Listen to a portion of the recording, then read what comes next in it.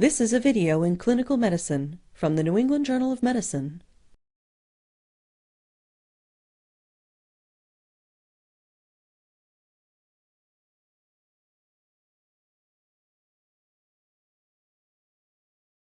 The ability to obtain peripheral intravenous access is an essential skill for all physicians. Although considered one of the simplest invasive procedures, mastering this potentially life-saving intervention requires refined skills and experience. Cannulating a vein, particularly a small one, can be challenging. The purpose of this video is to demonstrate how to access peripheral veins using an intravenous catheter. Peripheral intravenous catheterization is required in a broad range of clinical applications, including intravenous drug administration, for intravenous hydration, transfusions of blood or blood components, during surgery, during emergency care, and in other situations in which direct access to the bloodstream is needed. Relative contraindications to inserting a peripheral catheter in a specific site may include infection, phlebitis, sclerosed veins, previous intravenous infiltration, burns or traumatic injury proximal to the insertion site, arteriovenous fistula in an extremity, and surgical procedures affecting an extremity. Other situations may preclude obtaining peripheral intravenous access. For instance, extreme dehydration or shock may render cannulating collapsed peripheral veins impossible. Some patients may lack suitable peripheral veins because of prior chemotherapy or intravenous substance abuse. When access to peripheral veins is impossible, and in other situations in which accessing peripheral veins may take too long, insertion of a central venous or intraosseous catheter or peripheral venous cut-down may be required. A detailed understanding of the venous system of the upper and lower extremities will facilitate successful cannulation. The upper extremities have two primary venous systems: the cephalic vein, traveling on the radial side of the forearm, and the basilic vein, originating from the ulnar side of the forearm. Although venous anatomy may vary considerably from patient to patient, these two systems generally remain distinct, other than communicating at the antecubital fossa and the wrist. However, be careful to avoid inadvertently cannulating the brachial artery, which usually lies just medial to the median cubital vein. The same applies for the radial and ulnar arteries at the level of the wrist. Use careful palpation to identify arterial pulsations to minimize the possibility of this complication.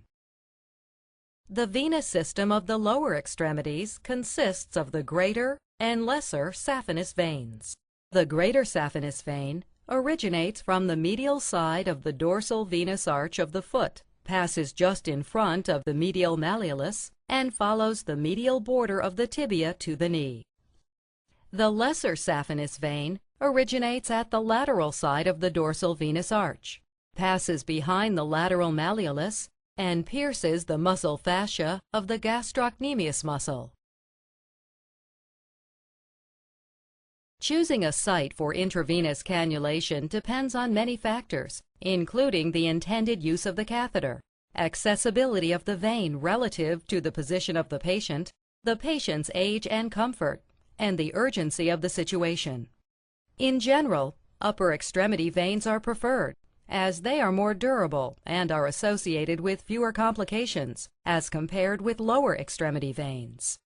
The preferred cannulation sites are the veins of the forearm, particularly the metacarpal veins on the dorsal aspect of the hand, the median antebrachial vein, the cephalic vein, and the basilic vein.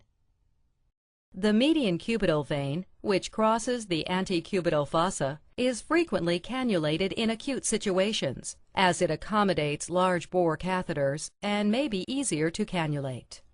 When upper extremity veins are inaccessible, the dorsal veins of the foot or the saphenous veins of the lower extremity may be used. Cannulation of lower extremity veins is associated with a higher incidence of thrombosis and embolism, as compared with upper extremity veins. This risk is lower in children and infants. Therefore, the veins of the legs and feet are an acceptable alternative when cannulation of the upper extremities has failed. Other alternative intravenous cannulation sites include scalp veins, used in neonates and young infants, and the external jugular vein.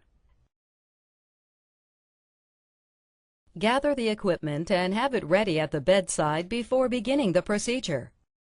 You will need gloves, eye protection, a non-latex tourniquet, chlorhexidine-based antiseptic solution, sterile 2x2 gauze, a saline flush, a transparent occlusive dressing and tape, and appropriately sized catheter ranging from 14 to 24 gauge, an intravenous fluid bag with tubing, and a sharps container.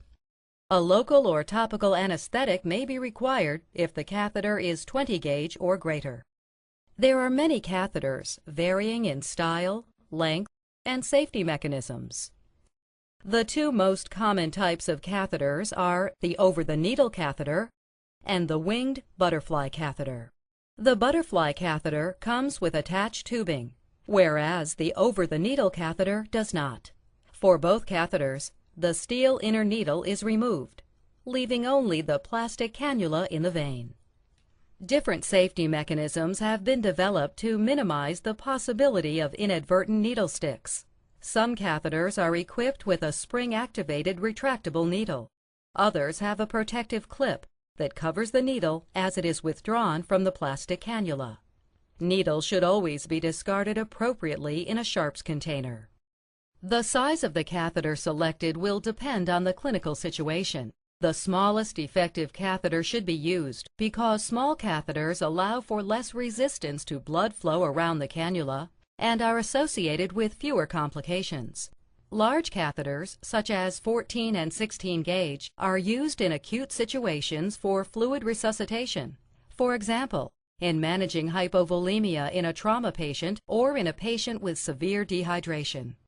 Other factors that may influence the size of the catheter used include age-related vessel size, the need for pressurized boluses for administration of contrast or medication, and the viscosity of the fluid to be infused. Explain the procedure to the patient and address any specific questions or concerns. Discuss potential complications such as bleeding, bruising, and infection. You must follow standard precautions when placing a peripheral venous catheter. This includes washing hands, wearing gloves, and using eye protection because of the risk of blood splatter. When the selected site is in an upper extremity, the patient should be placed in the supine position with the arms supported. A comfortable position for the practitioner and proper lighting are important for successful intravenous cannulation.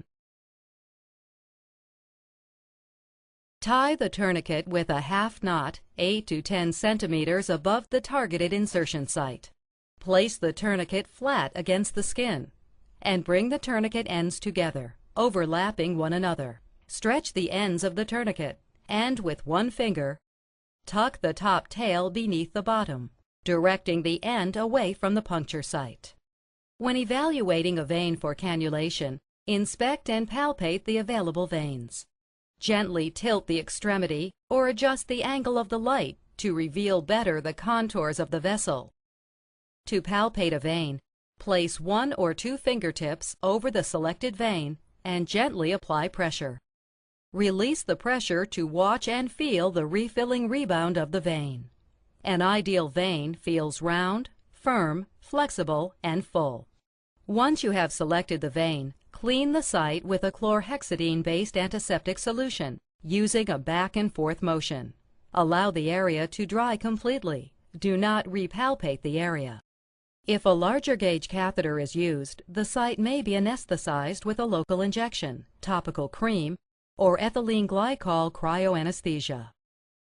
To prepare the catheter, inspect the metal needle and plastic cannula for any damage or contaminants. Both should be smooth. Spin the hub of the plastic cannula to verify that it moves easily off the metal needle. Do not move the tip of the cannula over the bevel of the metal needle, as this could damage the end of the cannula. Superficial veins are displaced easily and need to be stabilized. Use your non-dominant hand to apply traction to the skin distal to the venipuncture site. If the catheter is placed in the dorsum of the hand, grasp the patient's hand with your non-dominant hand, fingers beneath the palm. Pull downward to flex the wrist, and use your thumb to keep the skin taut. If a forearm vein is selected, use your non-dominant hand to encircle the patient's arm. Place your thumb on the skin distal to the venipuncture site and pull down. Regardless of the venipuncture site, always maintain a firm grip on the patient's hand throughout the procedure. With your dominant hand, insert the metal needle bevel up at a 5 to 30 degree angle through the skin and into the vein. The angle used to approach the vein is dependent on the depth of the vein. A lesser angle is required for superficial veins. Do not insert the catheter too deeply, as this risks penetrating the far wall of the vein. When the catheter enters the vein lumen, watch for the initial flashback of blood, which will slowly fill the catheter chamber. Once the metal needle and plastic cannula are in the lumen, lower the catheter so that it is almost parallel to the skin. Hold the end of the catheter with the thumb and index finger of your dominant hand. Maintain tension on the vein and the skin, stabilize the needle, and carefully advance the catheter into the vein. When the catheter has entered the vein lumen completely, remove the tourniquet. To prevent blood loss from the open plastic cannula hub when the metal needle is removed, place direct pressure over the vein proximal to the end of the catheter, and place a gauze pad beneath the cannula hub. Remove the metal needle from the plastic cannula and place it in the sharps container. Never attempt to reinsert the metal needle into the plastic cannula. Doing so may shear off the plastic cannula, releasing it into the bloodstream, resulting in a possible embolus. Make sure that the tourniquet has been released, and confirm that the cannula is patent by flushing it with normal saline. The volume used depends on the size of the vein and the gauge of the catheter. Check that there is no swelling, redness, leakage, or discomfort around the insertion site. Attach the intravenous fluid tubing to the cannula and start the fluid infusion. Ideally, you should secure the cannula with a transparent occlusive dressing placed over the cannula hub. Confirm that the hub of the cannula is clearly visible through the dressing to facilitate monitoring. After securing the cannula with tape, loop the intravenous tubing and secure it away from the insertion site. Looping the tubing may prevent accidental displacement of the cannula, decrease cannula manipulation, and lower the risk of venous contamination or irritation. It is recommended that you write the date of insertion on the dressing to facilitate determining how long the cannula has been in place. To reduce the risk of infection, continue to review the indications for peripheral intravenous catheterization and remove the cannula as soon as possible. When a vein is difficult to see or to identify on palpation, several methods can be used to increase its dilatation. These include lowering the arm below heart level, gently tapping on the vein, instructing the patient to open and close his or her fist repeatedly, and applying a warm compress to the selected site for 3 to 5 minutes to increase vasodilatation. Transillumination or ultrasound may also be used to help locate a vein.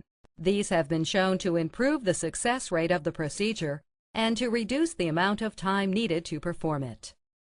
Blood might flash back into the chamber if the tip of the needle has entered the lumen, but the cannula has not yet entered the vessel lumen itself. This problem can be avoided by reducing the angle of the catheter and advancing the needle a few more millimeters into the vein. A valve within the vein may prevent advancement of an inserted catheter. If this occurs, hold the cannula hub in place, remove the tourniquet, and connect the intravenous tubing to the cannula. Running fluid into the vein may open the valve and allow the cannula to be completely inserted. Occasionally, it is possible to advance the catheter when it is outside the vein or when the catheter has perforated the vein's opposite wall. Either of these situations can cause pain and swelling at the insertion site because the intravenous fluids are administered into subcutaneous tissue. When this occurs, the cannula should be withdrawn completely and another cannula should be placed at an alternative site. When a cannulation attempt is unsuccessful, the subsequent attempt should be performed in a vein proximal to the initial puncture site. The most common complications arising from intravenous cannulation are pain, bruising, bacterial infection, extravasation, possibly leading to necrosis, phlebitis, thrombosis, embolism, and nerve damage. Proper sterile technique and the selection of an appropriately sized catheter should help to avoid these complications. Ensure proper and adequate fluid administration or flush the site with saline to prevent the more serious complications of thrombosis and embolism. An attempt should also be made to prevent IV fluid bags from becoming empty, which may cause cannula obstruction from blood clots or the infusion of air. If fluid extravasation or thrombosis occurs, remove the cannula immediately and place a new line if needed. The chances of successful peripheral intravenous cannulation increase with meticulous attention to proper technique, the use of proper equipment, familiarity with anatomy, and a knowledge of a variety of approaches to accessing peripheral veins.